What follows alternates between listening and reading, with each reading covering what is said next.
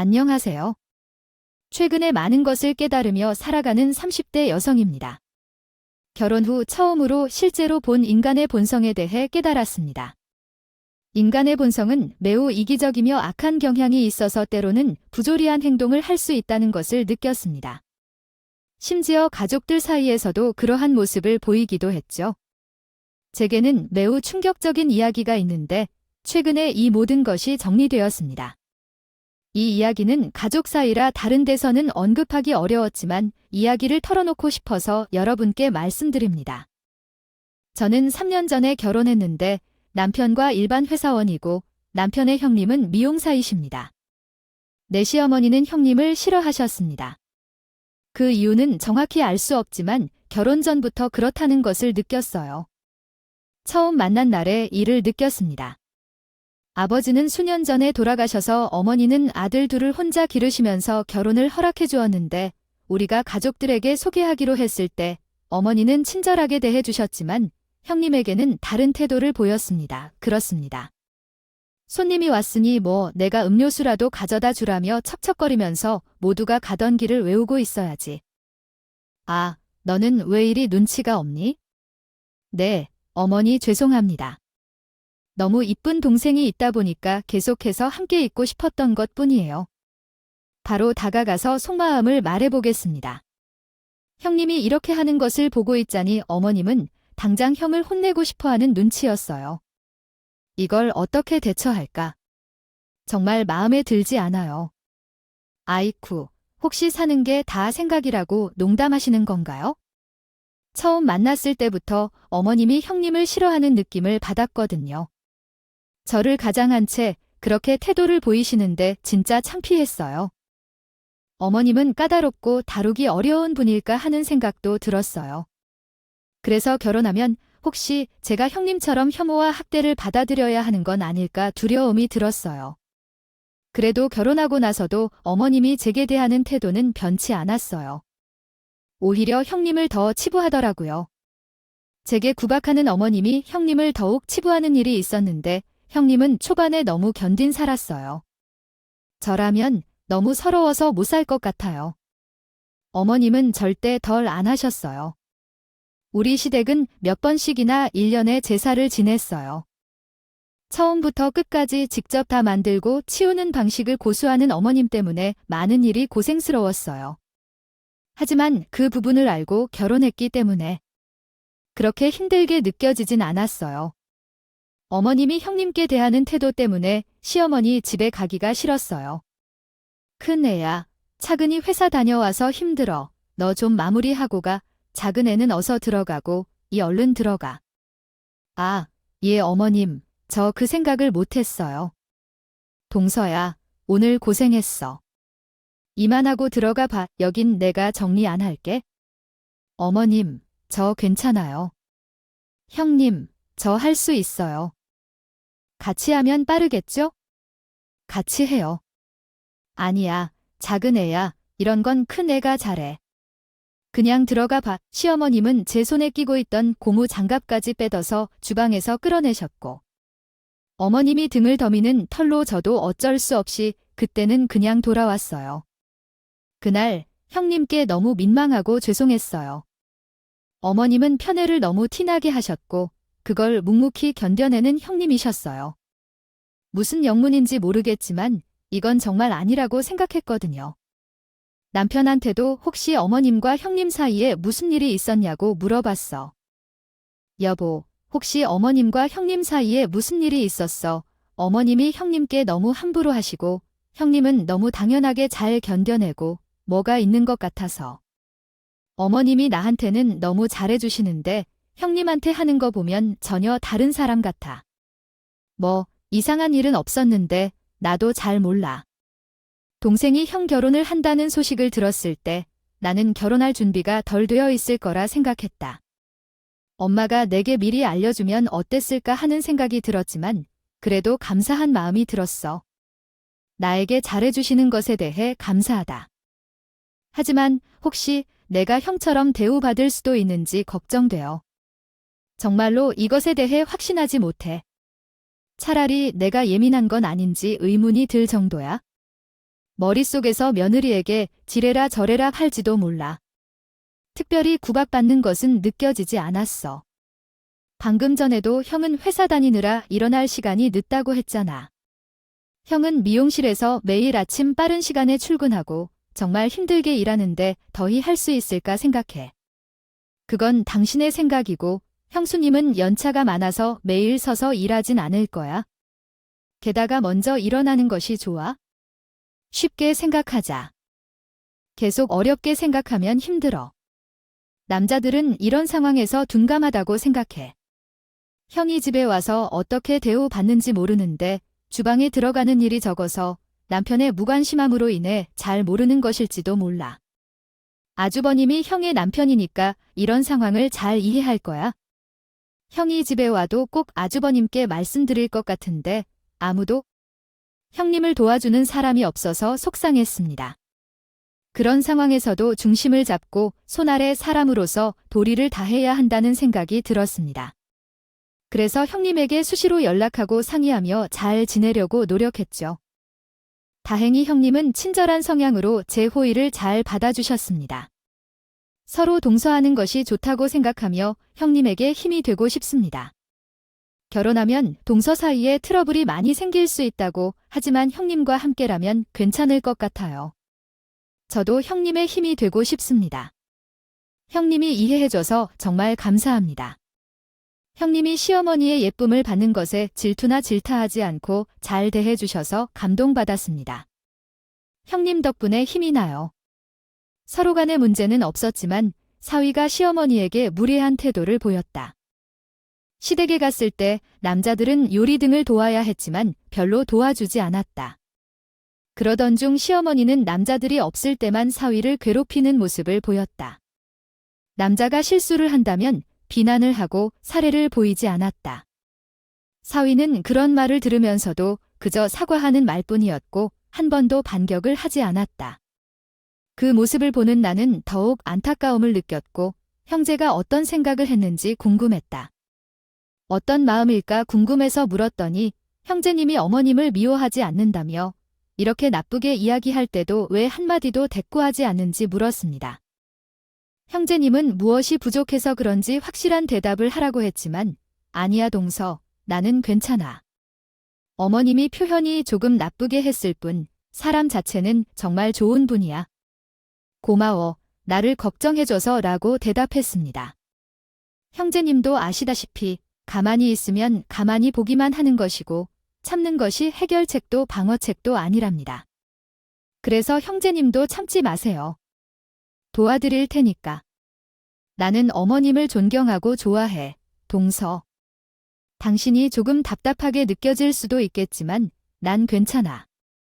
어머님도 이해할 거야? 나는 좀 더 좋은 사람이 되었다면 동서처럼 사랑받으면서 살았을 텐데 부럽다. 그럼 앞으로 나를 필요로 할 때는 꼭 나에게 말해줘. 나는 너를 위해 다 할 거니까. 이런 대화를 나누는 와중에도 어머님은 변해가는 걸 눈치채면서 변하셨고 나는 감사했습니다. 저는 사건의 주인공이 아니었기 때문에 제가 개입하면 더 어색해질 것 같다고 생각해서 가만히 있었어요. 방관자가 된 것 같은 기분이 들어서 죄송했어요. 이 행동은 제 가치관에 맞지 않는 것이라 생각되어 매우 고민했습니다. 그래서 남편에게 물어봤어요. 어머님이 형님을 구박하고 면박하시는 걸 넌 봐줘야 할까? 남편은 괜찮다고 했지만 내가 너무 심하게 반응하면 오히려 악화될 것 같아 나도 마음이 복잡했어요. 어머님이 그런 사람이 아니라며 남편은 위로해 주었지만 내가 손해를 볼 일이 얼마든지 있으니까 어머님을 비난하는 말은 하지 말라고 했어요. 처음에는 엄마가 그렇지 않을 거라고 생각했지만 한 번은 형님과 싸우는 모습을 녹음해서 듣자 형님도 생각해보라고 했어요.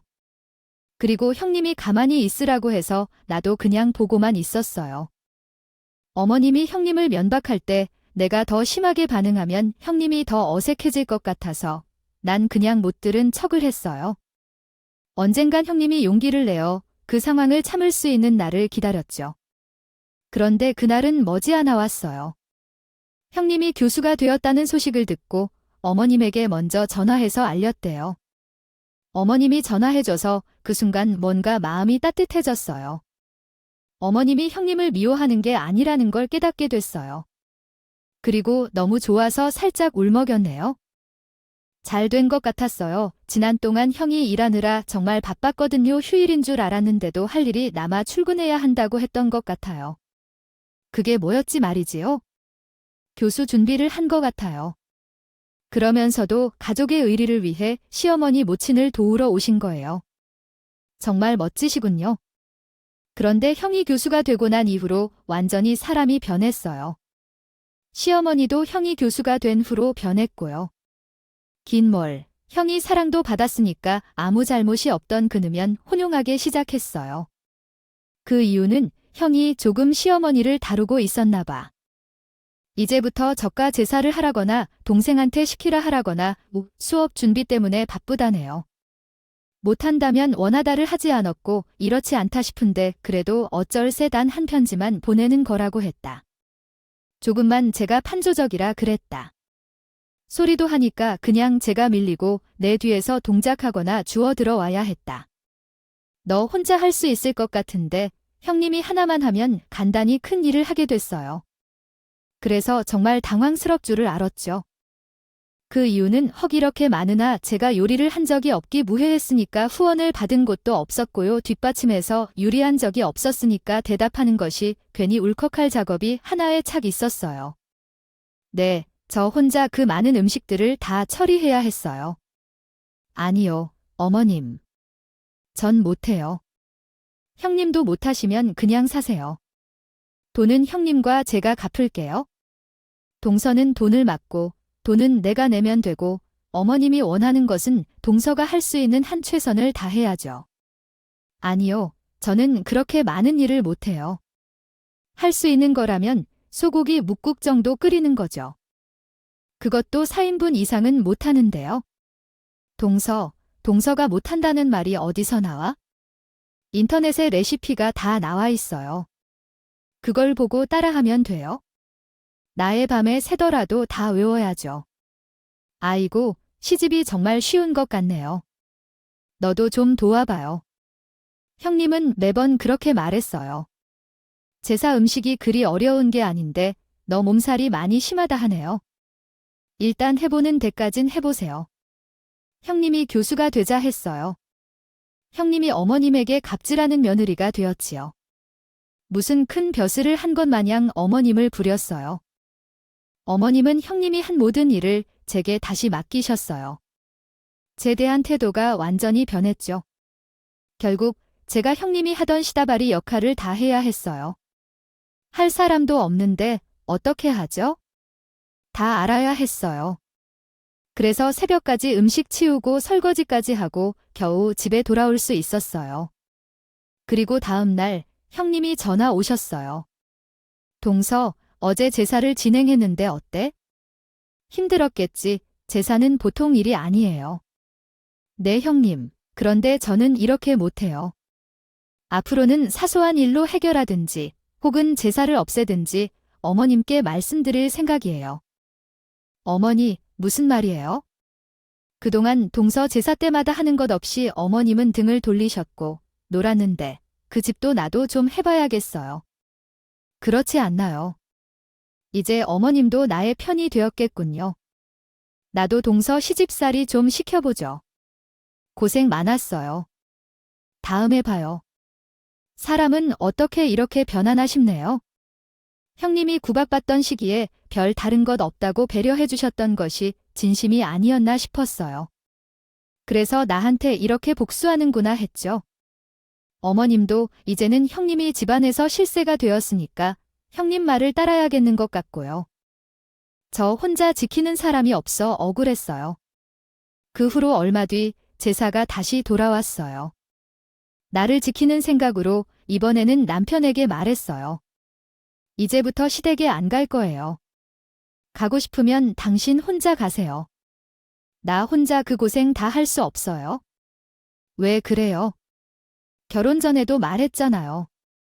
우리 집 제사 몇 번 있고 그건 꼭 해야 하는 일이라고요. 나도 가서 돕잖아요. 저번에 형수님이 아프셔서 못한 것을 이렇게 화내는 건 왜죠? 형님이 아프셨다고 당신에게만 그렇게 말했나요? 아, 형님. 그동안 어머님을 했던 수모, 나한테 되갚으려고 이제는 일부러 그러신 거죠? 나한테는 어떻게 말했나요? 아이 형수님이 무슨 억하심정으로 나한테 그러려고 하노라며 오늘은 전과 다른 분이 깔라는데 일단 가자 해야겠다. 나는 남편이 끊임없이 설득하여 시댁에 데리고 가려 했지만 나는 결코 안 가겠다고 말했다. 결국 남편 혼자 시댁에 제사를 지내러 갔는데 어떻게 되었겠어요? 시어머님은 남편을 앞세우고 모든 제사용품을 싸서 우리 집으로 왔다. 내가 우리 집으로 오지 않겠다고 하니까 우리가 왔다 큰아들도 이리로 오라 했다. 왜 이렇게 만들어 놓고 오느냐? 어머님은 우리 집에 와서 가만히 누웠고 나는 죽어라 일을 했다. 형수는 제사 지낼 시간이 되어서야 나타났는데 돈을 주려나 보다. 아니야, 됐어요. 돈이 필요 없어요. 제가 무슨 돈을 주면 일하는 아줌마예요. 됐어요. 넣어주세요. 돈 걱정은 필요 없어. 그냥 당연히 일만 했어. 내가 윗사람이라서 준 거야? 받을게 하지? 교수 형님이 주는 거면 받음. 저는 더 이상 얘기하고 싶지 않았다. 그 자리에서 분위기가 나빠져 안방으로 들어왔다. 나는 왜 이런 대접을 받아야 하죠? 내가 뭘 잘못했나요? 형님은 교수라고요. 교수면 뭐든지 제게 시키면서 돈 받아야 한다고요? 말이 안 되는 이야기죠. 며느리든 교수든 대통령이든 같은 거 아닌가요? 직업에 따라 대우가 다르다고요? 부모입니까? 어머님께서 매우 실망하시고 화가 나셨죠. 저는 앞으로 시댁을 위해 꼭 일을 하지 않겠다고 다짐했습니다. 제가 일을 하지 않으면 어떤 일이 벌어질지 알아요? 잠시 후 형님 집이 이사를 했는데 교수가 되고 나서 엄청난 연봉을 받게 되었다고 해요. 그래서 더 좋은 동네의 쉰평대 아파트에 이사를 갔더라고요.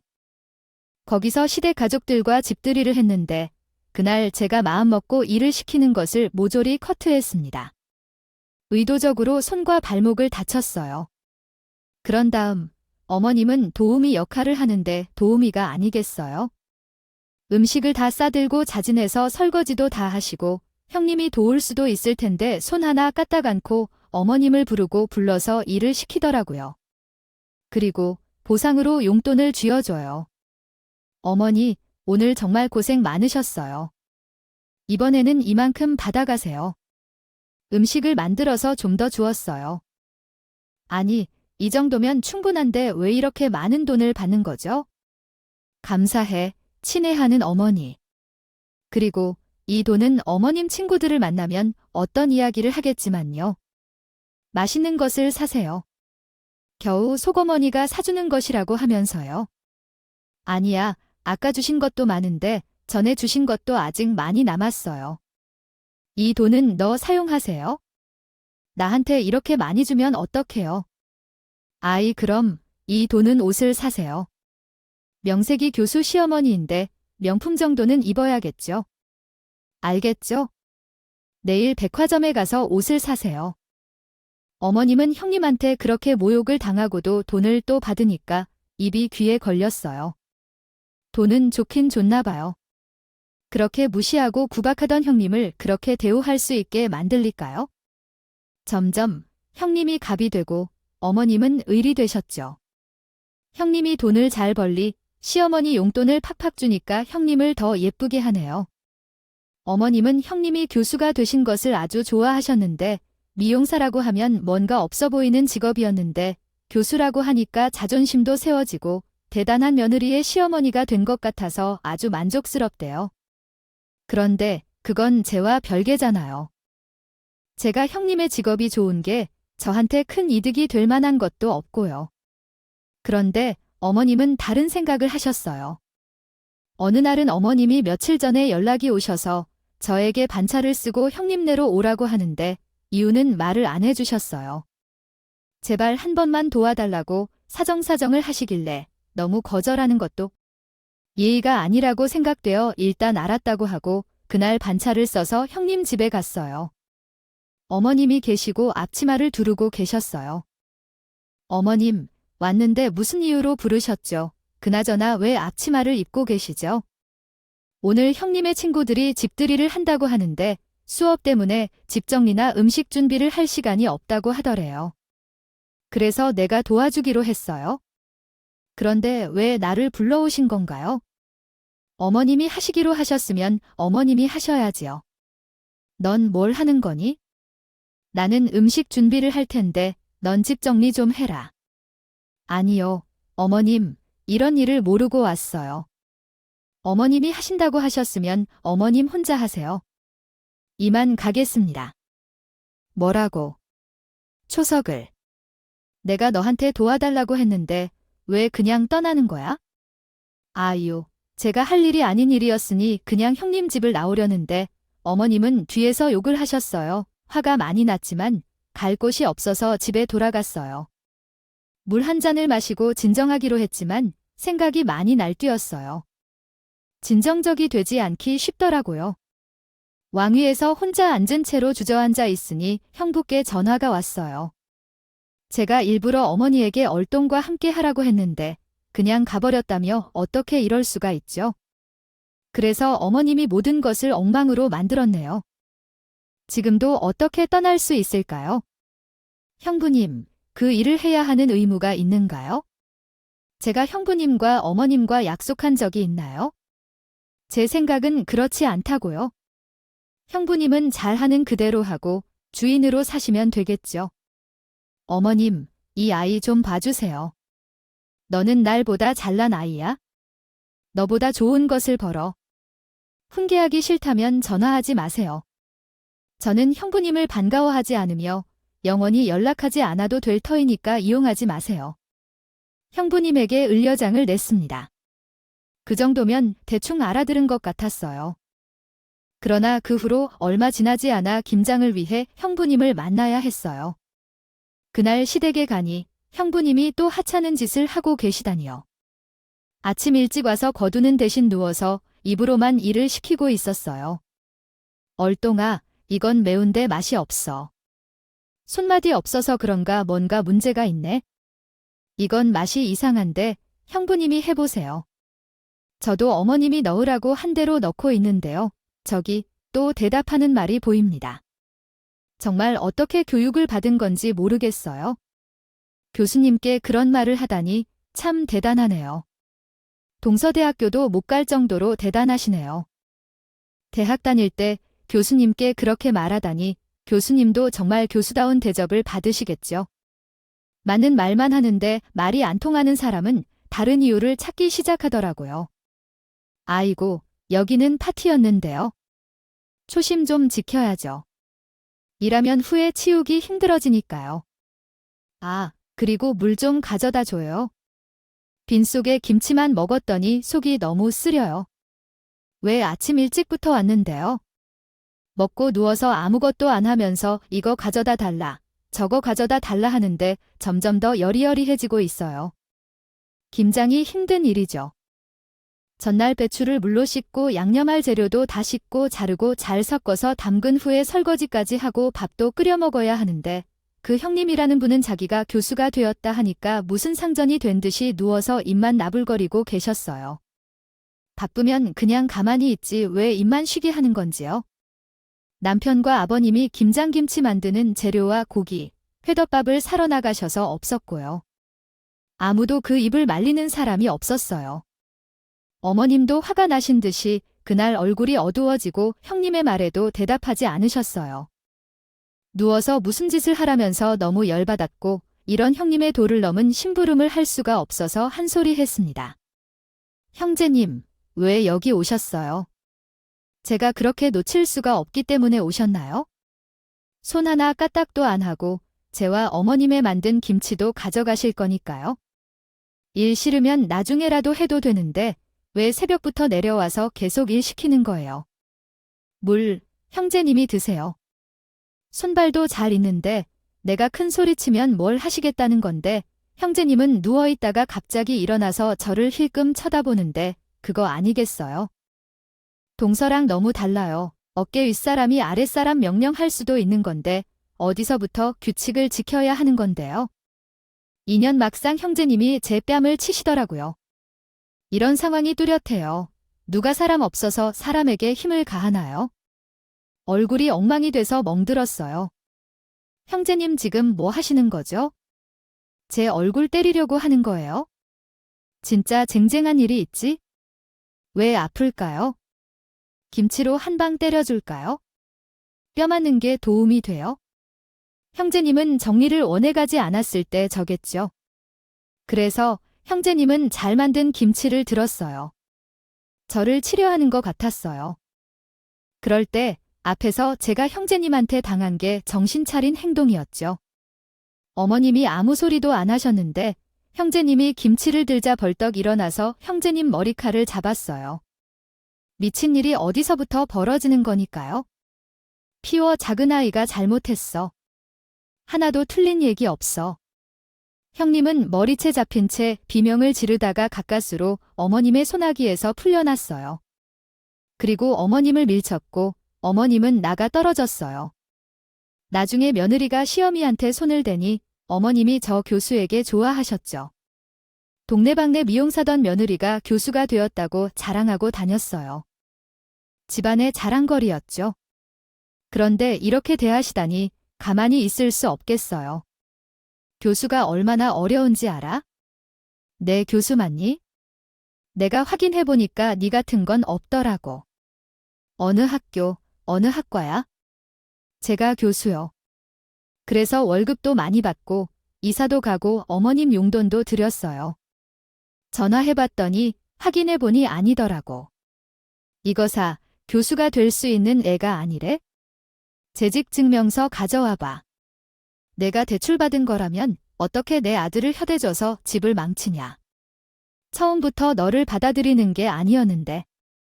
다 내 잘못이야, 내 잘못이야. 어머님은 자신의 가슴을 치며 울고 계시며 형님은 사실임을 모호하게 인정하는 표정을 짓며 주저앉았고 나는 뺨을 맞은 채 그 뒤를 가만히 바라보며 아무것도 할 수 없었습니다. 어머님은 울면서 주저리 이야기했습니다. 내가 처음부터 알았어. 20년 전 내가 가장 친한 기적이 우리 어머니의 빵집에서 일하러 왔을 때부터 나는 알았었어. 나와 함께 아르바이트를 했던 그때 기정이 어머님께서 저녁 식사를 내기 위해 그 얼굴이 마음에 들어서 뽑아줄 것이라고 말했지. 그때 기정이 어머니는 결국 그를 고용했고 그 후 그 여자는 도망가 버렸어. 난 그때 다 현금 장사였는데 그녀가 훔쳐간 돈이 상당히 많았어. 그 돈을 전부 갚고 도망친 그 여자 때문에 어머니는 충격을 받았고 며칠간 동안 몸을 앓았어. 용서하지 말았어야 했는데 그 여자가 15년이 지난 뒤 우리 아들과 결혼할 줄은 상상도 못했어.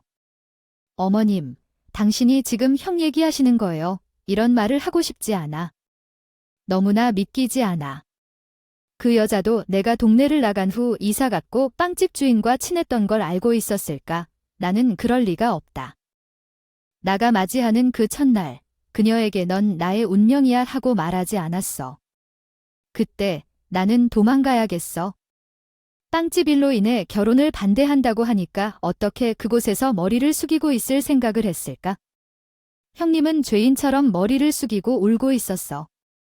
어머님이 말씀을 하실 때까지 잠잠했고 고개를 끄덕이며 어머니 말씀을 들었어. 어머니가 말씀하셨던 대로 나는 우리의 남편을 정말 좋아했어. 포기할 수 없는데 어떻게 해야 할지 모르겠어. 사랑을 하니까 당신은 내 아들의 배경이 좋을 거야. 우리 아들은 지역 주점을 오랫동안 운영했고 수입도 안정적이며 성격도 좋아 보여. 넌 겁쟁이야. 내가 믿고 기다리고 있는데 너는 왜 결혼을 원하는 거냐고 붙잡는 거야? 그리고 그때 시장에서 남편과 아버지가 돌아왔어. 심각한 분위기 속에서 누구도 말리지 못했고 모두 눈치만 봤어. 나도 조용히 있으라고 눈짓했지? 형님은 고개를 숙이며 눈물을 훔치고 있었어. 어머님은 속으로 한이 많으셨는지 계속해서 말씀하셨어. 맨 처음 내가 나에게 넌 뭐 하는데? 라고 물었지? 내가 미용실 사장이라고 했는데 알고 보니 미용실 직원이었고 결혼을 반대해서 속여 결혼시켰는데도 거짓말이었어. 난 내게 속아서 결혼을 했지. 그리고 나는 임신한 적도 없었는데 결혼을 시켰어. 모든 것이 거짓인 사람을 만났어요. 처음에는 그것을 알아차리지 못했어요. 더 냉담히 대해야 했는데 그랬더라면 그를 내쫓아야 했지만 그가 어떻게든 잘 나가서 나를 속이고 있었어요. 선생님, 어머니, 죄송해요. 미워하시고 예쁘게 대해주시는 모습이 부러웠어요. 어머니가 동서만 예쁘게 대해줘서 그렇게 야식했어요. 더 잘생겨서 인정을 받고 싶었죠. 그래서 더 좋은 일자리를 찾고 더 많은 돈을 벌었는데도 어머니가 더 인정해주지 않을까 생각해서 마구 행동했어요. 오랜만에 좋은 직업에 오른 것 같아 기뻤어요. 너도 교수가 되었다 하니까 너를 잘 살펴보기로 했어요. 하지만 그것조차도 거짓이라니. 오늘도 내 갑질을 보며 얼마나 이러고 있을까 지켜봤지만 넌 정말 무례한 사람이야. 널 어떻게 더 이상 믿고 살아가야 할까? 너에게는 놀라운 계획이 많은 모양이군. 몰래 집으로 침입해 며느리로 남자로 만들었잖아. 그것조차도 거짓이라니 어머님은 얼마나 배신감을 느꼈을까? 그래서 난 어떻게 너를 계속 믿고 살아갈 수 있을까? 만도했다 생각했다. 형님이 어머니의 구박에도 참고 넘긴 이유는 다 있었다. 이런 사기를 쳤는데 찍소리 못하고 살아야지 했던 거지? 잘한 게 없잖아. 잘한 게 임신 거짓말만 아니었다면 결혼을 안 시켰을 테니까 그 거짓말에 속아 결혼까지 한 거지. 그래서 어머니는 형님이 너무너무 미웠다고 한다. 그래서 그렇게 모질게 대하셨고. 그런데 교수가 됐다니 거기서 마음이 좀 풀렸다고 한다. 도둑년의 사기꾼이지만 자기한테 잘 보이기 위해 자기 개발을 계속한 것이 예쁘게 보였다고 한다. 그런데 그것마저 거짓이라니 모든 가족들이 다 놀랐고 입이 떡 벌어졌어. 게다가 돈까지 대출을 받아 있는 척하면서 쓰다니 이 일을 어떻게 수습할까? 어머니, 남편이 너무 좋아서 그랬다고. 어머님은 나를 미워하는데 내가 뭐라도 되면 어머님이 나를 예뻐해 주실까 봐 그랬다고. 죄송해요, 어머니. 어머님이 자기한테 속이면 내가 어떻게 살아. 나도 이제 당신 감당이 안 돼. 우리 이제 이혼해야겠다. 미안해. 제발. 이혼만 나 사실 미용실에서도 잘리고 갈 데도 없어. 부채 산더미에 서 있으면서 내가 진짜 너 정말 선님을 바라보고 있고 나 오래전에 대출받을 때도 해서 그래 그 계산도 안 해. 이것은 내 잘못이 아니야. 손님들 계속 문제 만들어서 미안하지만 보상해줘야겠다 했는데 고소까지 할 것이라 그래서 화가 나서 사직서 썼다 실적도 안 나봐서 계속 그만두려고 했는데 할 것이 없는 것 같아서 계속 떼둬야 했어. 우리 처음에 만나지 않았어야 했어. 우린 가족도 아니고 뭐가 아니야? 난 이제 그대로 보지 못하고 싶어. 이래 저기 가서 패보라고 집에 가 패가 끝날 것이다.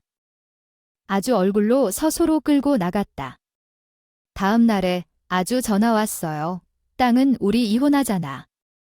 나도 이런 여자랑 삶을 더 이상 못 깼어. 처음으로 한다 해요.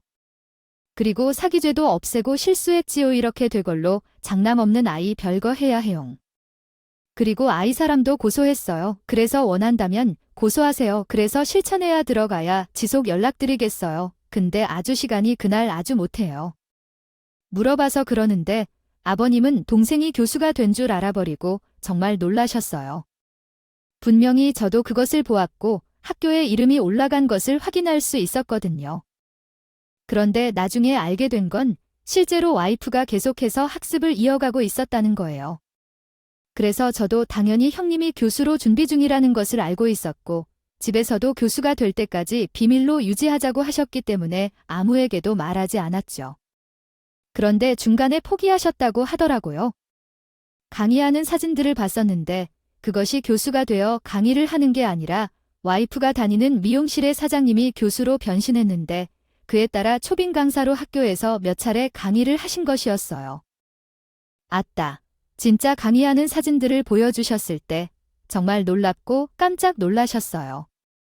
여기 술집을 운영하시는 아버님인데 밤에 장사를 하느라 낮에 출근하는 형님을 자주 보지 못했고 주말에는 정말 바빠서 퇴근해서 씻고 바로 누우면 잠에 들었다고 하는 그런 시기였대요. 그렇다 보니 형님과 30분 동안 대화하는 시간조차 없다고 하셨더라고요. 이건 불가능하다고 말씀하셔야 할 것 같아요. 또한 제 경험상 남편이랑 10분 동안도 말하지 않는 날이 있기 때문에 충분히 속일 수 있다고 생각해요. 형님은 그 후 가족들을 찾아오셔서 번갈아가며 속상해하셨다고 해요. 진심이 느껴지지 않았어요. 이미 직업도 없는데 벌려놓은 일은 많고 수습할 사람은 필요하니 아주버님께 빌붙으려는 거죠. 그 비는 와중에도 거짓말을 또 치더라고요. 어머님 사실 저 암이래요. 사학이라서 오래 못 산대요. 얼마 남지 않은 인생 남편과 어머님 곁에서 있다가 가면 안 될까요?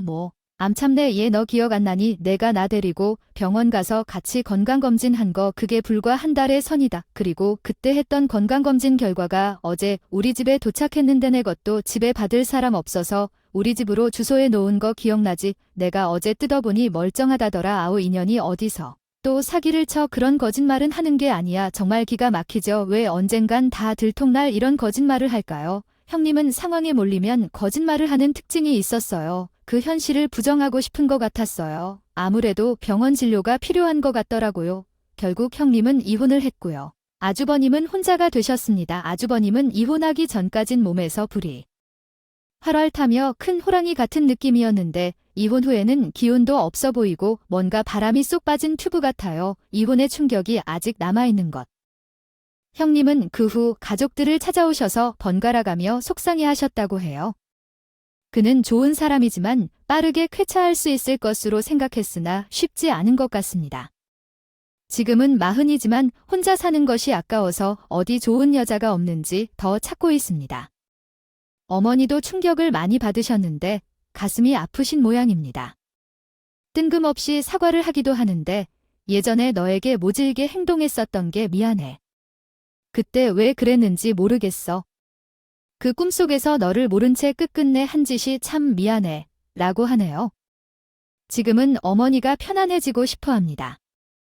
가족의 마음을 헤집은 그 여자는 지금 어떻게 살고 있는지도 모릅니다. 형님이 조금 욕심을 부렸다면 자신의 위치는 낮아지겠지만 옳은 삶을 선택했을 거다. 형님이 거짓말을 쌓지 않고 다시 실수를 반복하지 않길 바랍니다. 여러 사람들이 피해를 입게 되니까요. 저의 삶의 목표는 행복함과 만족감을 얻는 것입니다. 이게 제가 실제 원하는 것인지 아니면 그저 욕망인지 확인해 보기를 바랍니다.